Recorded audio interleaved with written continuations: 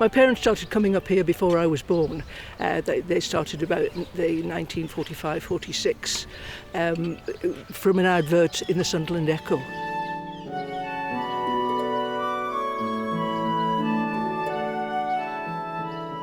I've lived in Holwick all of my life, and I still live in Holwick, and my father was born in Holwick. They used to be farmers. He was born at Middle Farm, and his parents had the tenancy of the farm then, and then his grandparents also lived in Holwick, so we'll go back a few generations.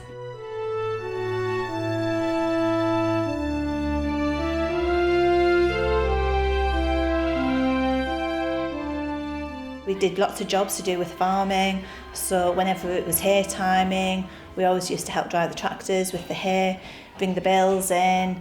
I always used to love helping my dad feed the cows every morning in the byres, feed the dogs every day in the farm. But it used to be great just going down the fields and playing. So.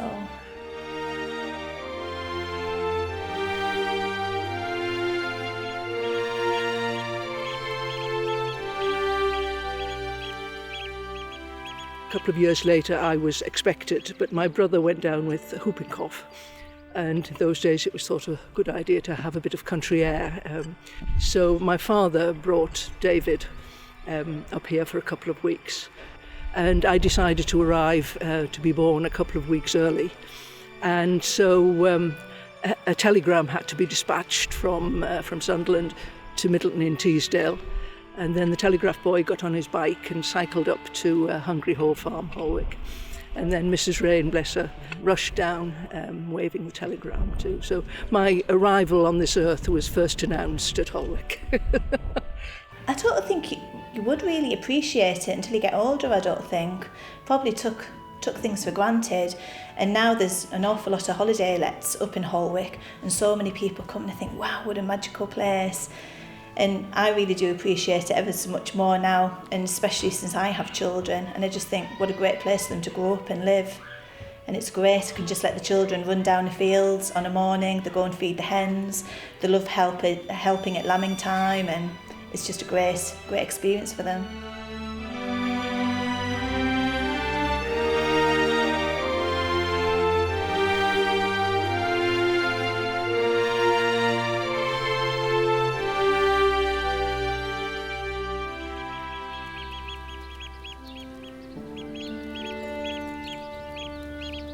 We have a small medieval hamlet, probably inhabited by at most 4 or 5 families.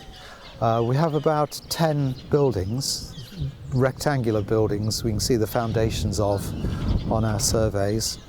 We're not sure yet how many of these were barns, how many of them were cattle byres, how many of them were houses, and how many of them were longhouses where people lived with their animals. But we suspect that probably perhaps 4 or 5 of them were longhouses and the other ones were other workshops and byres and so on. Because the site was occupied for so long, 5-6 centuries, buildings would have changed use. It's if you think about your own home and what DIY things you do and the extensions you put on and the conservatories you build and the people next door who knock something down and build something else. A settlement changes enormously over the course of 6 centuries, and this settlement will have changed enormously. So we think that these buildings will have changed use over time. That's quite difficult to work out, but we're trying to dismantle them to try and get an idea of what these changes of use might have been. It's super. My dad was always interested in history. He really liked to look back at the past, and he always liked to find things. And it was interesting because we could see the archaeological dig from our garden, and my son was out there in the morning, "Mummy, the archaeologists are back, can we go and see them?"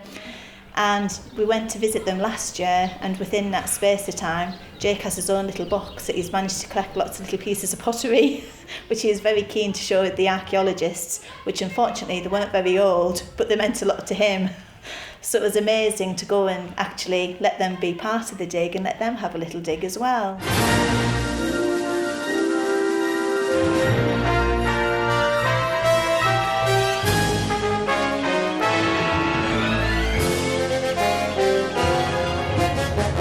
Kids absolutely love it. And time and again on our digs, we've had children come and to take part, and they get really, really enthused by it, and quite often do make major finds. I mean, you may have heard from one or two of our people in the group about the finding of a gold hair tress in the Upper Tyne Valley a few years ago by a boy who came out to help dig. And it's great to be able to tap that enthusiasm and imagination of the children, who I know are coming here to do a bit of digging, and then also to let their imaginations run free and try to imagine from the stones that they see left here how people might have lived hundreds of years before their time. And I think their imagination does sometimes give us new views on things that we hadn't thought about. I think it's brilliant. I think it's great.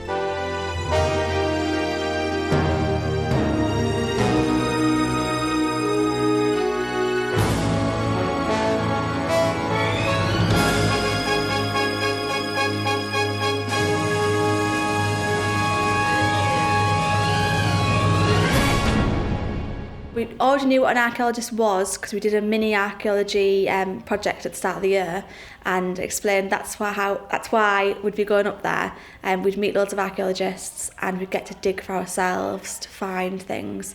We didn't actually expect to find anything, and all the children were really excited when they did. Really excited. This is a sheep's leg bone, and it's actually really hard to clean because it's got all the mud inside of it. And I don't know which leg it is, but it's from a sheep. We think, but it's really hard to tell. This is the fines processing, and it is the very, very important part of the excavation. The excavation is finished, but the fines processing will tell us what age, what products the people have used in Holwick. We found a lot of buttons. The children have found some buttons. They will tell us the sort of garments they were wearing. We found loom weights, lead loom weights, stone loom weights, and the pottery was dated from about the 11th century up to the 17th century so far that we know of. But today the children might find something that we didn't know we had, and this is the exciting part of it.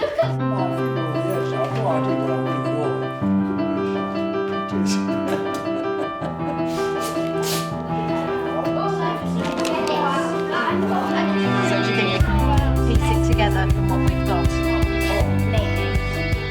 It's just really old, and I like old things.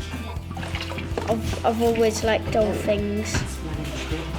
When you use a brush from this kind of brush, it's really big, and you might be accidentally getting bits off, like chipping bits of the rock off. So these are just a bit easier to use, and they're more gentle. If you were digging a hole, what would you hope you'd find in it? A golden one. Bones. A skeleton? Yeah. We wanted the children to be involved so that they learn about their heritage. It's important that they learn about their forefathers, and they discovered that when they came to Holwick. They were digging away and they were finding things, and the excitement of what people had dropped or discarded in years ago, and now they're washing it. I was involved in a project a few years ago where we got kids involved in coming and doing some digging. And afterwards they went back, and there's one young lad, I remember, he was about 11 or 12, and this lad was so enthused about these remains of lead mining and smelting that he was investigating. He went back to his garden in Allendale and started digging it up. And he said, I think I've got down quite far. So the roofs of houses were made out of heather. Then to keep them all together, they tied them together with rope. Then they'd use this to hold it down. Their response to the archaeology is absolutely fascinating, and they ask questions that we don't think about, and they have such an imaginative response as well to what they see.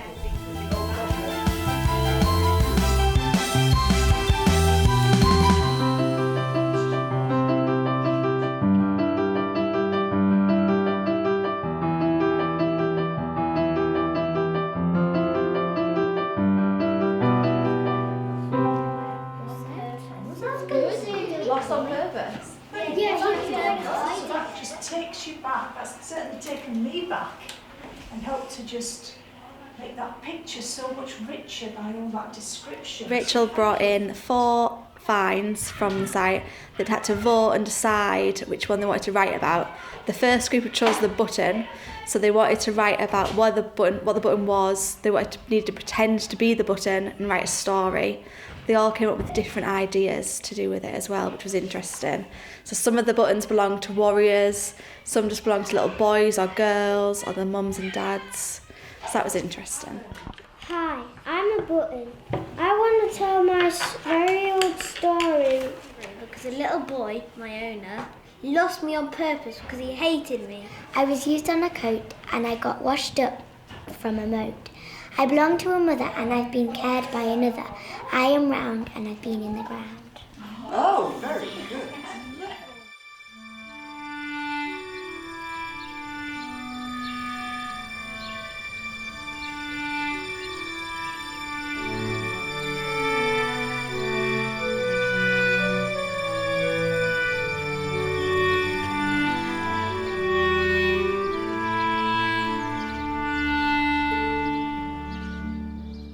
For children, this was a paradise. You know, it was a place where you could roam where you like pretty much, and a great place for the imagination.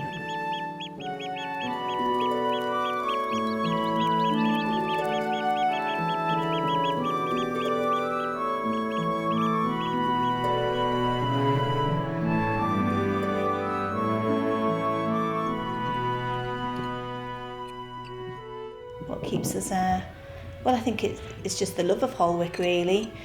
But I just think it's the most magical, beautiful place, even in winter. Even when it's blowing a gale and, you know, it's really wet, it's still a lovely place. It's never the same.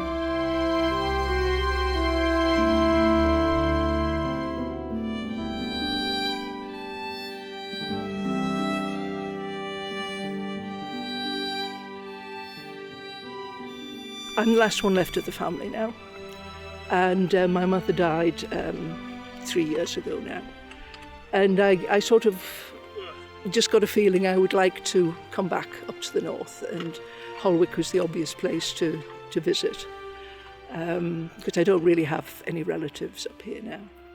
And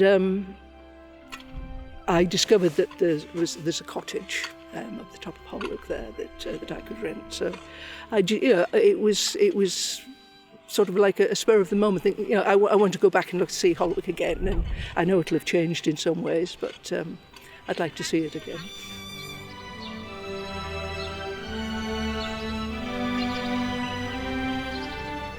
It's the earthly paradise as far as I'm concerned. It's just a perfect place, and I love it.